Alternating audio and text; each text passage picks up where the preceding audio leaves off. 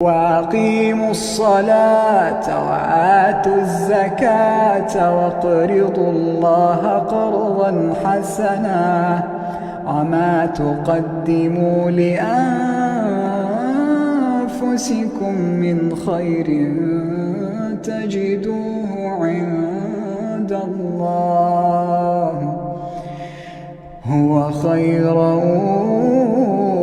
وأعظم أجرا واستغفروا الله